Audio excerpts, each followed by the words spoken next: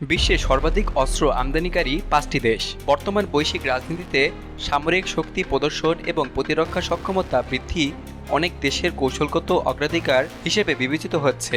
একবিংশ শতাব্দীতে সামরিক আধিকায়ন, আঞ্চলিক নিরাপত্তা উদ্বেগ, ভূ রাজনৈতিক প্রতিযোগিতা এবং অভ্যন্তরীণ নিরাপত্তা চ্যালেঞ্জ এসবের সমন্বয়ে অনেক দেশ আন্তর্জাতিক অস্ত্রবাজারে ব্যাপক বিনিয়োগ করছে। Stockholm international piece research institute SIPRI এর ২০২৪ সালের প্রতিবেদন অনুযায়ী বিশ্বের মোট অস্ত্র আমদানির প্রায় ৩৮% ভাগই ঘটে প্রথম 5টি দেশের মাধ্যমে। আজকের এই প্রতিবেদনে আমরা জানব শীর্ষ এই 5টি দেশের অস্ত্র আমদানির পরিমাণ, উৎস, কৌশলগত প্রেক্ষাপট এবং ব্যয়ের বিবরণ সম্পর্কে। প্রথমে রয়েছে ভারত।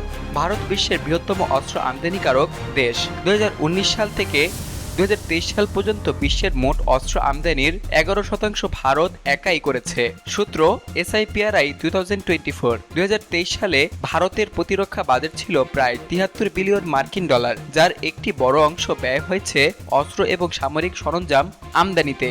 সূত্র Indian ministry of defence 2023। Bharat Russia, France, America এবং ইসরায়েল থেকে যুদ্ধবিমান যেমন রাফেল, আকাশ প্রতিরক্ষা ব্যবস্থা যেমন S-400, সাবমেরিন এবং উন্নত ড্রোন আমদানি করে থাকে।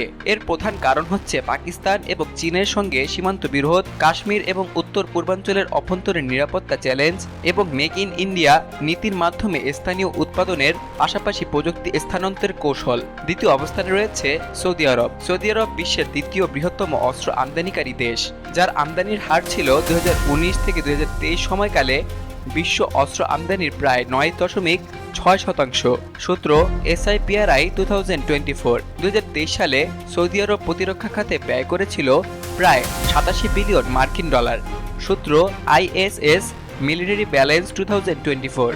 সৌদি আরব, যুক্তরাষ্ট্র, যুক্তরাজ্য এবং ফ্রান্স থেকে অত্যাধুনিক F-15 যুদ্ধবিমান, ইউরোফাইটার টাইফুন, প্যাট্রয়েড এবং থার্ড ক্ষেপণাস্ত্র, প্রতিরক্ষা ব্যবস্থা, ট্যাঙ্ক এবং হেলিকপ্টার আমদানি করেছে।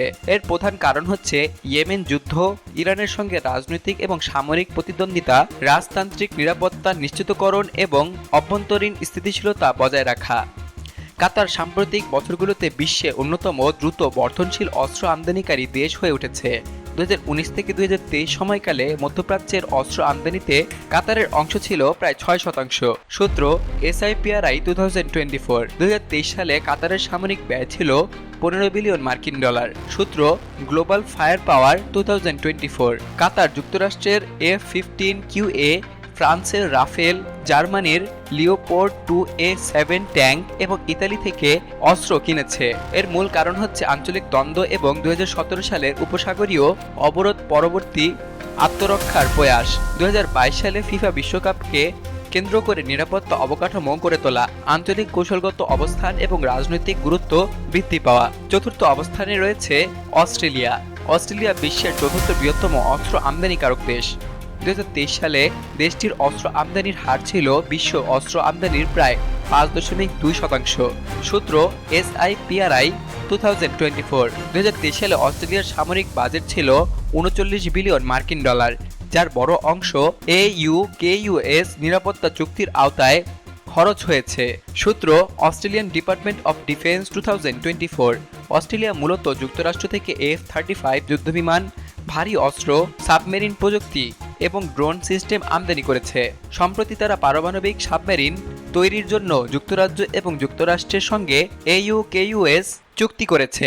এর মূল কারণ হচ্ছে চীনের সামরিক প্রভাব প্রতিহত করা, দক্ষিণ পূর্ব এশিয়ার নিরাপত্তা ভূমিকা জোরদার করা, আঞ্চলিক নিরাপত্তা জোটে অর্থাৎ AUKUS এবং কোয়াড সক্রিয় ভূমিকা পালন করা। পঞ্চম অবস্থানে রয়েছে চায়না। চীন নিজেই বিশ্বের অন্যতম প্রধান অস্ত্র রপ্তানিকারক দেশ হলেও বিশেষ কিছু উন্নত প্রযুক্তির জন্য আমদানি করে থাকে। SIPRI এর তথ্য অনুযায়ী চীনের অস্ত্র আমদানির হার ধীরে ধীরে কমছে, তবে এটি এখনও বিশ্বের শীর্ষ 5-এ রয়েছে। ২০২৩ সালে চীনের প্রতিরক্ষা বাজেট ছিল প্রায় ২২৪ বিলিয়ন মার্কিন ডলার। সূত্র ISS 2024, যা যুক্তরাষ্ট্রের পর দ্বিতীয় সর্বোচ্চ। চীন মূলত রাশিয়া থেকে উন্নত jet engine, AL-31F air defence system এবং সামুদ্রিক প্রযুক্তি আমদানি করে থাকে।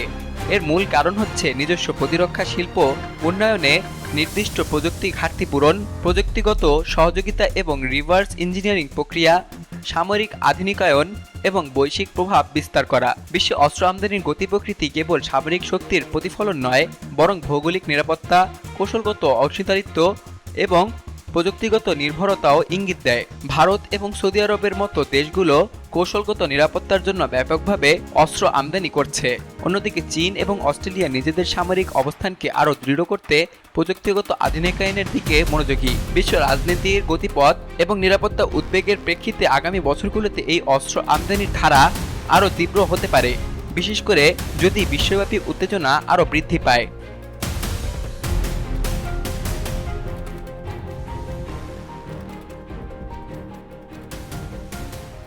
বিলিয়ানুর, নিউজ ডেস্ক, বাংলাদেশ কণ্ঠ, ঢাকা।